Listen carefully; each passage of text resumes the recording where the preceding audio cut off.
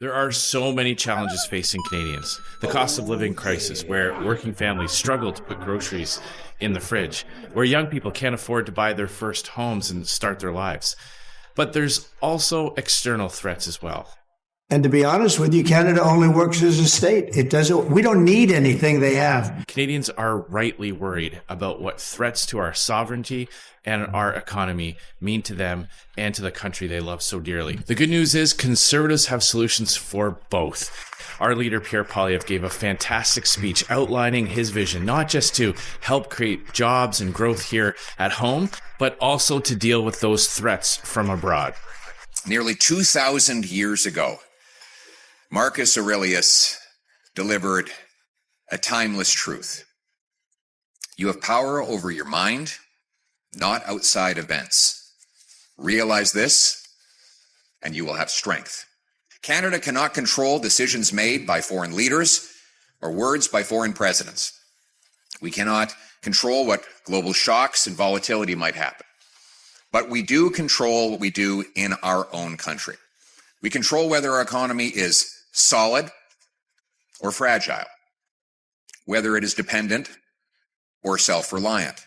And the lesson in this moment is simple. The path to sovereignty is focusing relentlessly on what is within our power.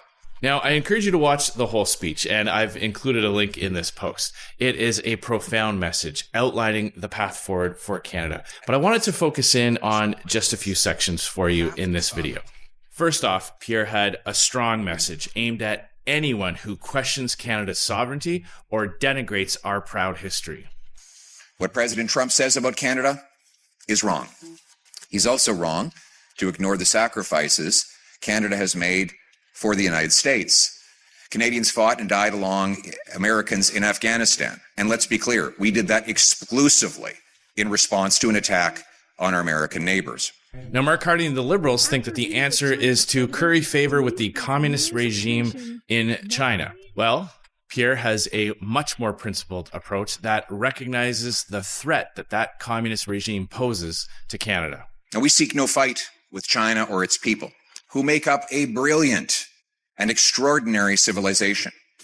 But its government and its proxies have kidnapped our citizens, stolen our technology, interfered in our elections, and pushed fentanyl into our streets. Canada should talk and trade where prudent, but never make the mistake of confusing engagement with dependency. China is not a substitute for the United States of America. The Prime Minister proclaimed in the Davos speech that he wanted a new middle power alliance. Actually, there's nothing new about it at all. We already have that. We've had it for years. In fact, Canada already has free trade with over 50 other countries, and most of them are middle powers. We should look to deepen those relationships, but their markets are already open to us. In fact, some of the worst tariffs imposed on Canada. Canada's broken, and Canada's broken because we're stupid. Okay, Canada's broken because we're stupid. Today are those imposed by the government here. Slow permits, changing rules, high taxes, outright bans on shipping oil off our northwest BC coast. We have the second slowest building permits anywhere in the OECD. It now takes 19 years to get a mine approved. None of that has changed in the last year. I'm sure all Canadians will appreciate Pierre's message on our natural resources. No modern economy or military can function without those materials and that energy. And that is why Conservatives are proposing today the creation of a new strategic energy and minerals reserve that would store up and stockpile these necessary materials so that we would have them in abundance in the event of a war, a crisis, or a supply disruption. Let me ask you, Mr. Prime Minister, will there always be a Canada? There will always be a Canada. All right, elbows up. Elbows up. These are things that we should be doing as a country anyways. Even if we weren't facing threats from a US president, we should want to extract more of our oil, gas, and minerals. That's something that Mark Carney has spent in his entire life fighting against. He doesn't believe in developing our natural resource sector. He wrote a book about it called Values. In terms of, we have both far too many fossil fuels in the world. We're going to have enormous stranded assets, half of gas, 3/4 of coal, etc. Maybe up as much as half of oil reserves, proven reserves, need to stay in the ground if we're going to get to where we are. Now, I hope you watch the whole speech. I can't do it justice in just a few minutes of summary.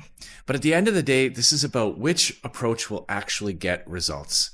It's almost a year of Mark Carney's government, and nothing really has changed. He's taking credit for trade deals that previous prime ministers have signed, and he actually hasn't got anything built. A line that kind of sums up the whole speech was Pierre contrasting liberal stagecraft with conservative statecraft. But the problem, here's the problem, and here's the irony. The problem is not that these countries block our products from coming in. It's that our own government blocks our products from getting out. I think it is extraordinary that Mark Carney has become the Prime Minister of Canada. He did a terrible job in Britain. And that is the major trade barrier. Signing meaningless communiques or more stagecraft masquerading as statecraft won't fix that reality. In fact, some of the worst tariffs imposed on Canada today are those imposed by the government here. Slow permits, changing rules, high taxes, outright bans on shipping oil off our northwest BC coast. We have the second slowest building permits anywhere in the OECD. It now takes 19 years to get a mine approved. None of that has changed in the last year. You see, conservatives are all about getting results. It might make some people feel good the way Mark Carney and the Liberals respond, but what's actually changed? They're still doubling down on the failed policies that weaken Canada's economy and put us in a more vulnerable state, made us more dependent on the US. They're still spending billions on deficits that weaken our economy and push up inflation. They still haven't approved a single major project after giving themselves unprecedented powers. Now, Pierre has offered concrete and specific proposals, and he's also offered to work with all parties who love our country. But we're still going to hold this government to account where they make mistakes. Let's be clear, though. Cooperation cannot mean silence. Opposition, the official opposition, has a constitutional and patriotic duty to scrutinize the government and to hold it to account. Abandoning this responsibility would not strengthen Canada, it would weaken it. We will work together where we can. We will oppose where we must. Because loyal opposition is not just our job title, it is our national interest. So over the next few weeks, I'd ask you to actually consider, to really analyze Pierre's hopeful message of strength and getting results to what the Liberals have actually done. These are Muslim values. These are Canadian values. Everyone has an opinion about Canadian federal politics. My name's Aaron, this is Canadian Looney. We're going to wrap it up. If you've enjoyed this video, please leave a comment below. Check out this playlist, check out this video. Thank you all so much for watching. Smash the like, hit subscribe. Aaron at Canadian Looney. Ciao for now. We'll catch you in the next one. Thanks again for watching. We're out.